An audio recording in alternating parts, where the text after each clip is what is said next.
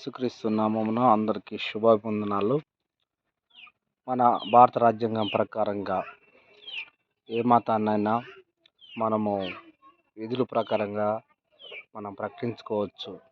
ముఖ్యంగా పవిత్ర గ్రంథం బైబిల్లో మార్కు సువార్త 16:15లో మీరు సర్వలోకానికి వెళ్ళి సర్వ సృష్టికి సువార్తను ప్రకటించండి.